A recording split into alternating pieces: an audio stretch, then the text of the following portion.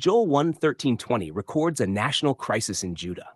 A devastating locust invasion had stripped the land bare, leaving the people without grain, wine, and livestock resources. The prophet calls the priests and spiritual leaders to mourn because the temple offerings had ceased and the nation was experiencing the consequences of covenant judgment. Yet beneath the imagery of agricultural devastation lies a larger prophetic theme that points toward the approaching day of the Lord. The priests are instructed to put on sackcloth and spend the night in mourning because the normal worship life of Israel had been interrupted. Grain offerings and drink offerings were no longer available, demonstrating that the nation's religious system was failing under divine judgment. Joel's call to sanctify a fast and gather the elders emphasizes the seriousness of the situation.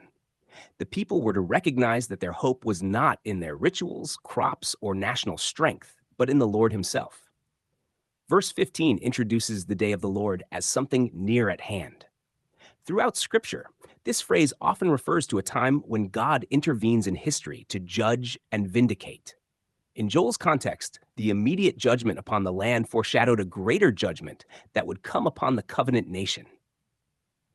The language of destruction from the Almighty points to God's sovereign control over these events. What appeared to be a natural disaster was actually serving a divine purpose.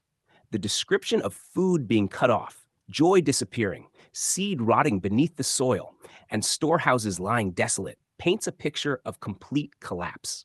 The covenant blessings promised under the law had been withdrawn. The land itself reflected the spiritual condition of the nation. The groaning of the animals demonstrates that the effects of judgment extended beyond humanity and touched the entire creation, dependent upon the land's fruitfulness. Joel's words ultimately anticipate the climactic covenant judgment that would bring the old age of Israel's temple-centered system to its end.